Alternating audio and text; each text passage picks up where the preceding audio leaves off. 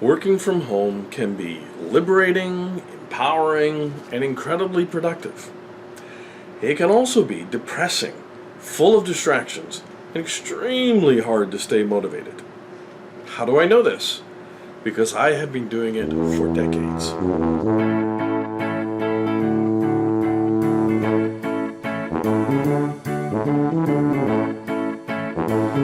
There are studies and opinion pieces going for and against the whole idea of working from home.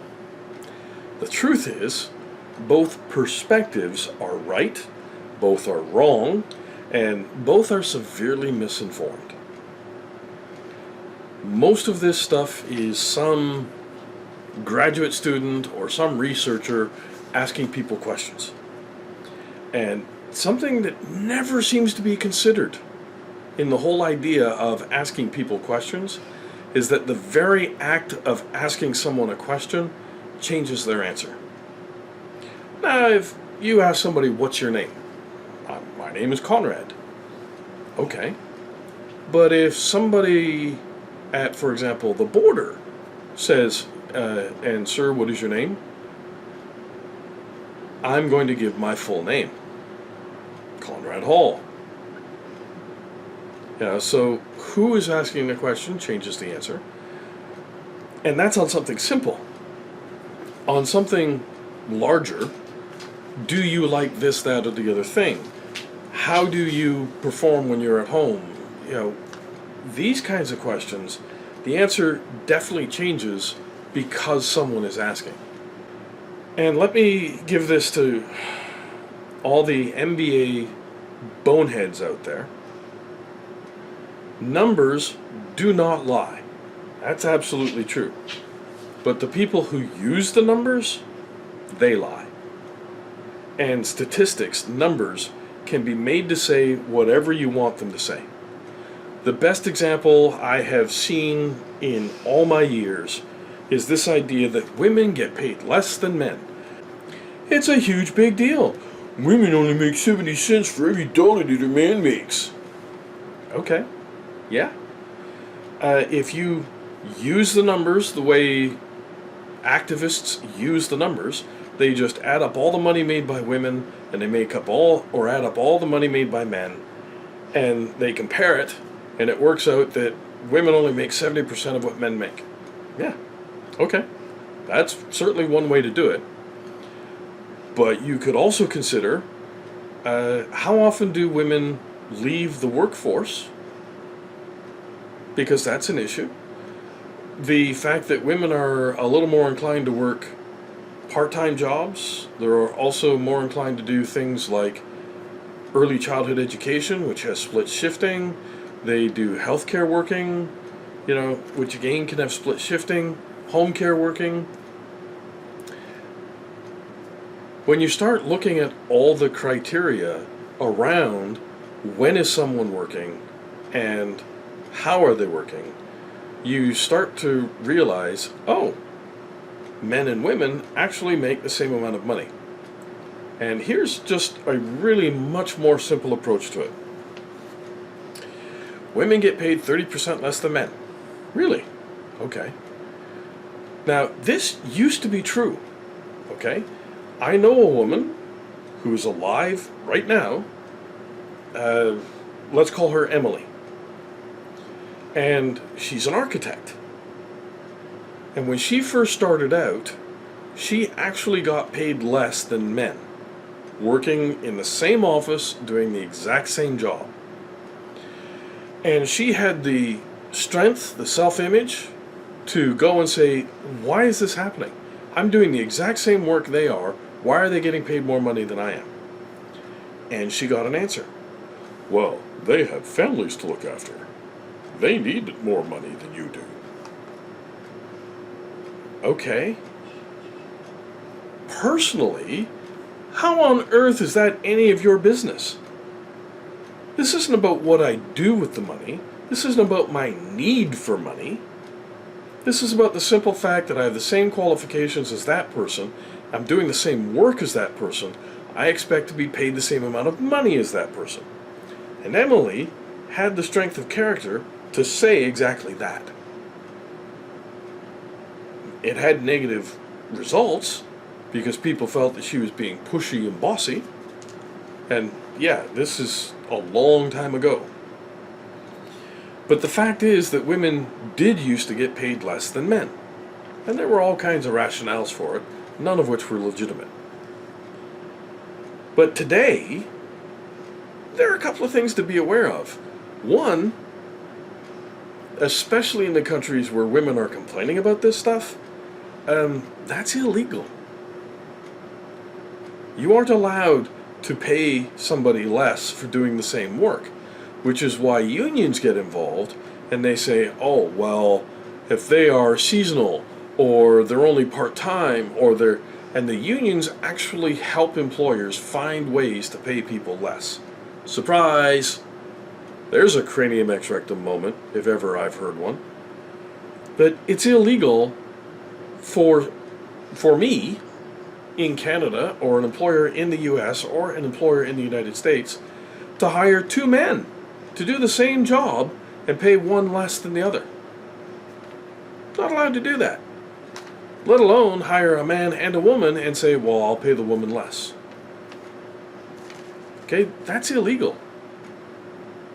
Now, if I am hiring you today and the job starts at, say, $20 an hour, but your pay rate could go up to $30 an hour. So if I hire person A today, I'm going to pay them $20 an hour. That's the starting wage. Person B, who has been working for me for 5 years and is making $27 an hour, okay, I don't have to pay person A $27 an hour. Person B is making $27 an hour because they've been with me for a period of time. They are part of the team and they have earned those pay raises. Person A starts at $20, which is exactly where person B started. And person A will make more money, get more pay rises, as they get better at doing what they do, as they integrate with the team, and they show that they deserve pay rises. And now, you heard me just diss unions. Well, in a different direction, unions don't allow this to happen. And a lot of jobs are unionized. So, a nurse, okay, two people get hired. A man and a woman get hired as nurses. A union is not going to allow you to pay the man less or the woman less. They are doing the same job, they get paid the same rate. Side note, if you want to talk about equal pay for equal work, nursing, paramedics, firefighters, police officers, soldiers, these are all jobs where your physical ability is tested. You have to pass a physical test. Men are required to perform at a higher level than women. So in those jobs, if you're getting paid equal for equal work, but the work you're required to be able to do is different, then I would expect men to get paid more. If and I trained as a paramedic, okay, I have to do more push-ups in a minute than a woman. I have to do more sit-ups. I have to be able to run faster. Every physical criteria for being a paramedic is higher for me simply because I am a man. So, now, does it work this way? No. No. It should. If I'm required to meet a higher physical standard, I should therefore get a fatter paycheck. I should get more money because I'm required to do more just to get the job. Okay, so there's a Cranium Ex Rectum moment for you. So, that's not what I'm here to talk about. I'm here to talk about working from home. And I've learned a little bit about it. I have had jobs. I am now currently an author. I write books, I write articles, I do videos, all this kind of stuff. And I work at home. I basically work from home because I also go out to other places to sit and work. I have had jobs where, for example, in construction, there is lots of work that I can do at home, but obviously there's no way for me to work from home. When I was doing layout on high-rise buildings, the only way to do that is to be physically present. When I was framing houses, the only way to do that is to be physically present. Now, when I was building furniture, obviously I would work in the shop, build furniture, and then you go to the customer's house and install whatever the furniture is. Okay, so there's a mesh between working from home versus working in the client's house. So the type of job you are doing, when I was a carpenter and a welder, yeah, there was lots of stuff that I could do at home, looking at drawings, planning things, making designs, that kind of stuff. But, to actually weld two pieces of metal together, I have to be where those pieces of metal are. To build a house, I have to be where the house is being built. I have to be physically present. I mentioned I'm an author. I can work anywhere. I can go to a coffee shop and work. And remember, the episode before this, I was talking about blocking out distractions. You want an exercise in blocking out distractions. Try sitting in a coffee shop and staying focused on your work. There's a big one. Truck driving. I've done that. There's no way to do that from home, but there's also no way to do that in an office. You need to be in the truck to drive it. And wherever the truck is going, you have to go there too. And I've mentioned this a few times, being a soldier. Well, depending on what you are doing as a soldier, so if you are in garrison, you're in the barracks, even the grocery store is on base. Now you can go off base and go to other grocery stores, but everything you need is on base. There's no need to leave your home area. Okay, there's no need to leave. But when you're doing your job as a soldier and you're in the field on a training exercise, you kind of need to be in the field. You need to be where the work is being done. So what governs, whether you work remotely or you need to be on site? That's the first thing. What work is being done? There's a friend of mine, Linda Kane. She runs a service called Blue Diamond Events. She plans events, she books venues, hotels, sets everything up. She works from home. She does all of that from home. There is no need for her to go out to a place. Does she? Yes. As often as she can, she gets out, she travels and sees the events being done. But she can do most of her work from home. There are people who work for her, for example, videographers. There's no way for you to video an event unless you are at the event. So, get your cameras ready, get all your equipment put together. Absolutely, do all of that at home. Then you load it up, transport it to the venue, and you do the work at the venue. Whether it's somebody's birthday party or it's a 3-day workshop at a convention center. Another friend of mine, Lee Erickson, Evermore Success. He does all of his work from home. He has his wife, he has 9 kids, all of who are learning about the stuff that he does, and they help him do it. Plus he has folks that work overseas. But he does everything from home. It is a home-based business. Does he go out to things? Sure he does. He goes to conferences and conventions and things. But all of his work is done at home. And for example, when he and I need to talk, because I am in Ontario, Canada, he is in Texas in the United States. So when we need to talk, we do it by video. So it's what kind of work are you doing? Does it have to be done on site? If you are a plumber, a welder, a carpenter, a doctor, a lot of what you do needs to be on site. You need to be where the work is being done. But that said, visiting a doctor by telephone is a very common thing now. There's even psychotherapy that is done via video chat or telephone. Another one is the ability of the worker. You know, Linda and Lee, they are both excellent at laying plans, setting milestones, keeping a schedule. For me, I work best when I have someone like Linda or like Lee who helps me stay on schedule. And there are times when I go somewhere else to work, and it's, like I've said, it's just to get out of the apartment. Now, I have met people who just are unable to do that. They find that if they go to a coffee shop, they are just distracted by everything that's going on.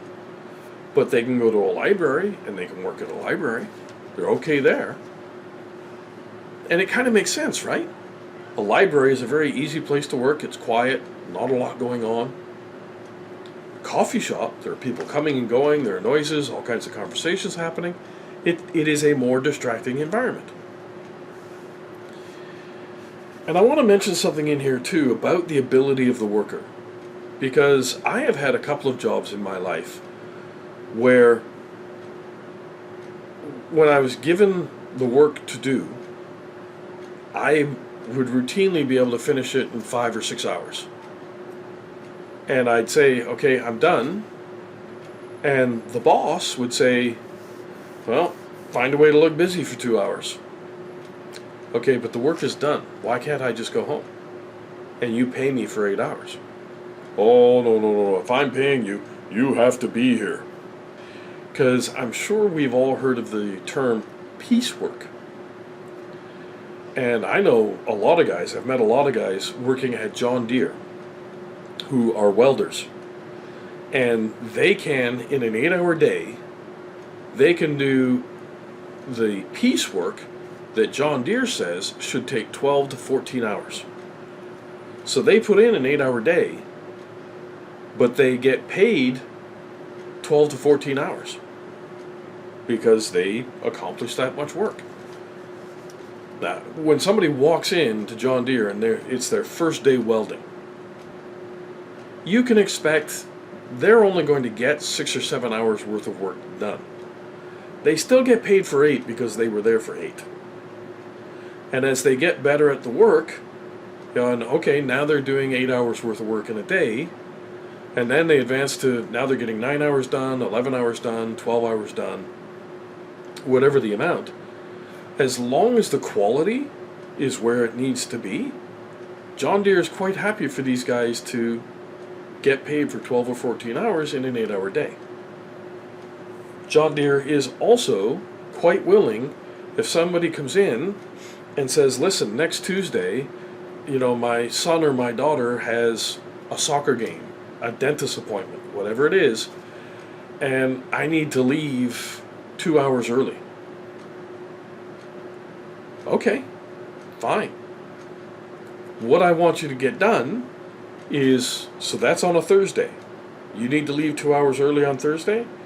Okay, so Monday, Tuesday, Wednesday, I need you to get some extra done. And if you want to go 2 hours early on Thursday, I need you to do your absolute best to get 8 hours worth of piecework done before you go. Now, if you don't, you don't, but, because things happen. A machine can break, you could run out of a specific part that you need. There are all kinds of things that could happen that slow down your production.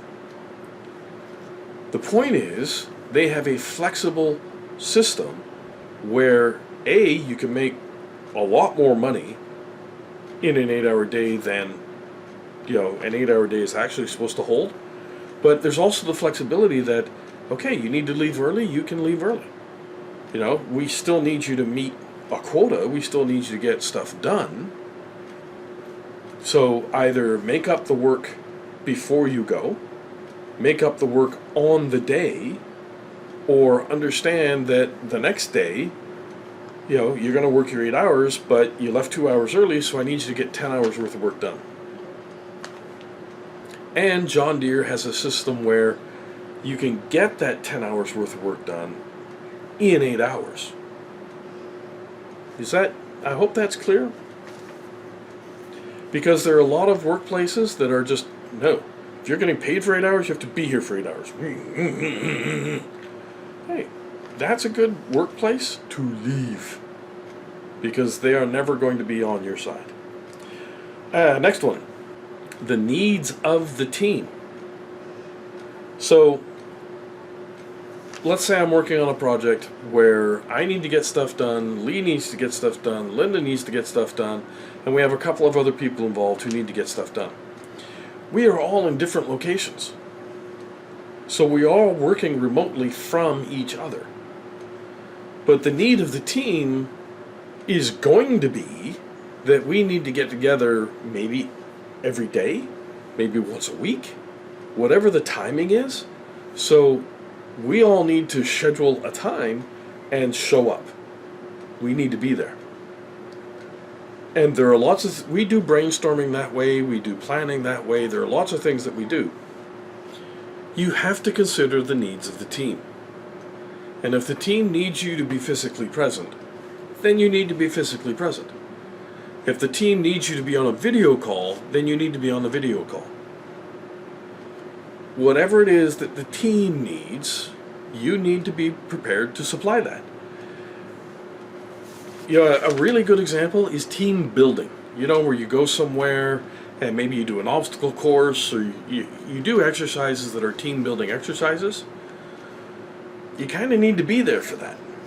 If you're not there, it's, if you can remember when you were a kid and everybody would go away on a trip, and then when they come back from the trip, they're telling stories about the trip and you feel left out because you stayed home.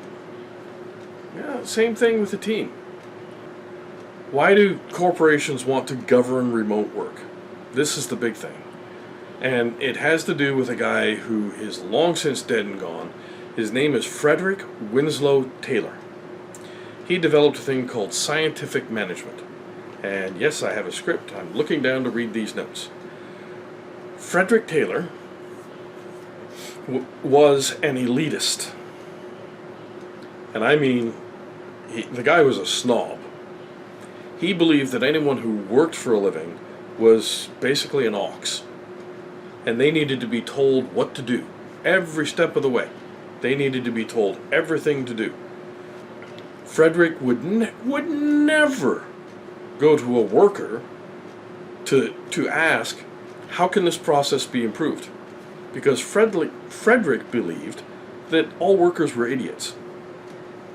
If they weren't idiots, they would not be workers.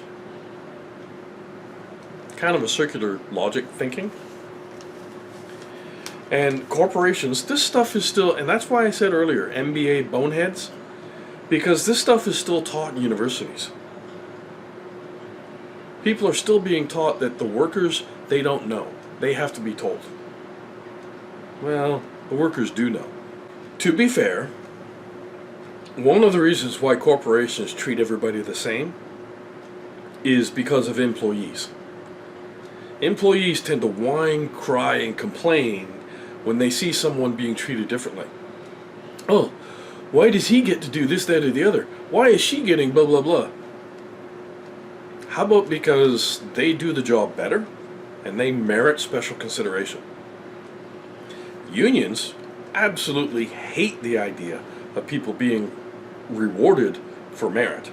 No, no, no, no, no, no, no.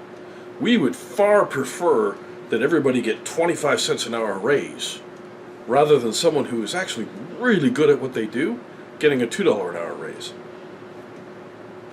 Can't let that happen. Which is one reason why you find people who are very, very good at what they do tend to be in unions where there, or tend to be in environments where there are no unions.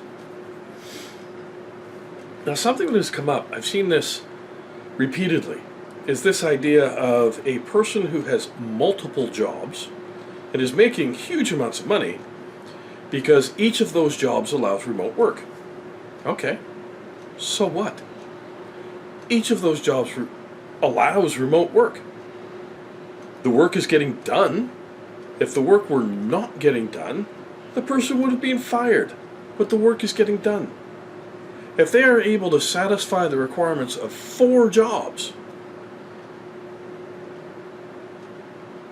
Why not? They can get the work done, and how do you know how much they're working? Maybe they're working 15 hours a day to do all 4 of those jobs. On the other hand, maybe they're working 6 hours a day. As long as the job gets done, who cares how long it takes to do it? Just like John Deere. You start as a welder at John Deere, you're only able to do, 6 hours worth of work, they still pay you for 8. Now there's a criteria that you work up to being able to do 8 hours within a given amount of time.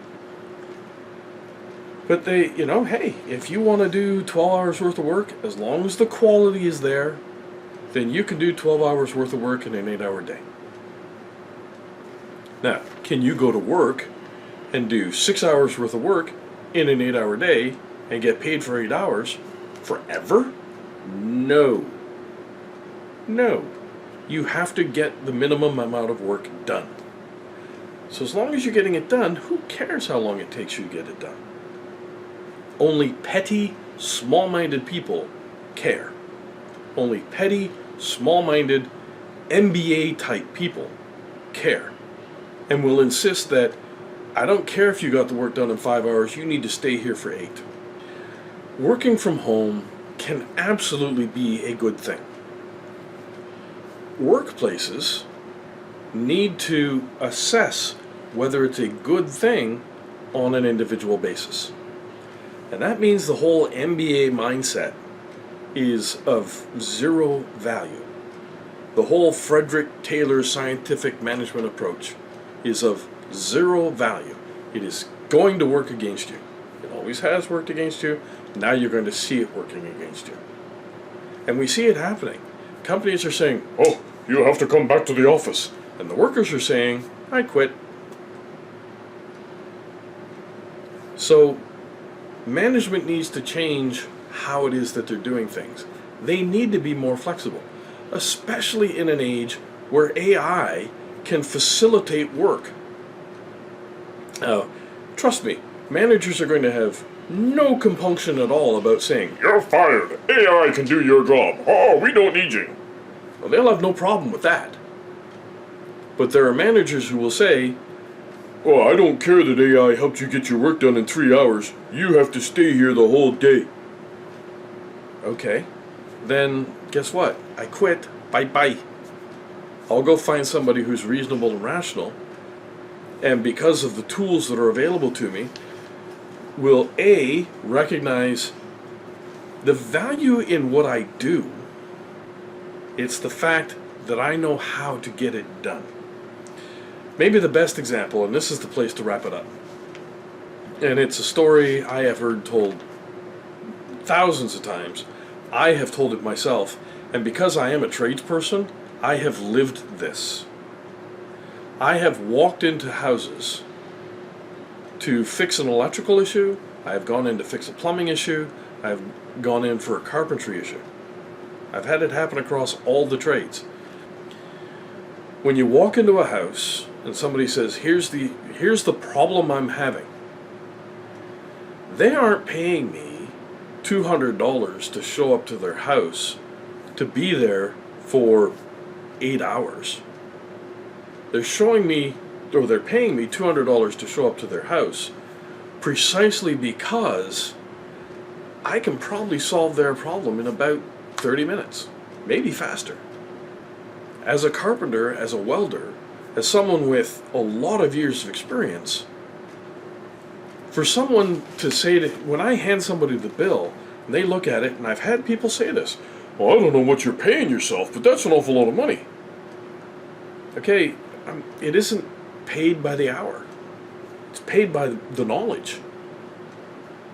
You aren't paying me because I could fix your electrical issue, or that I did fix your electrical issue. You are paying me, I'm 56 years of age.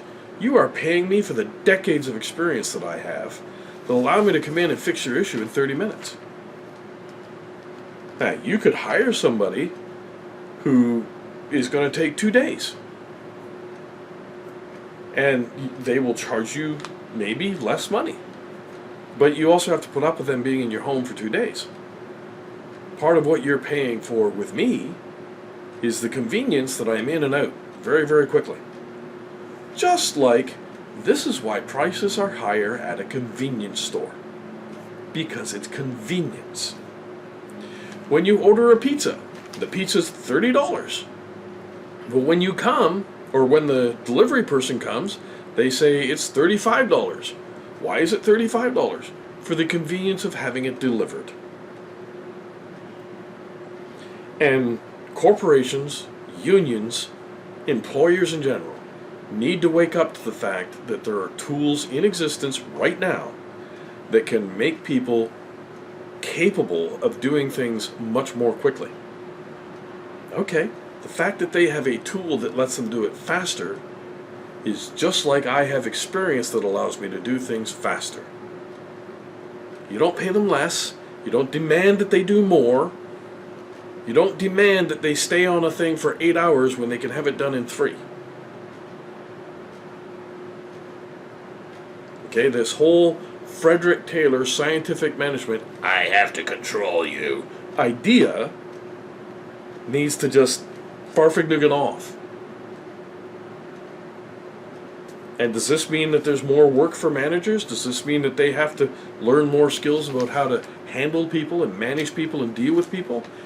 Yes, it does.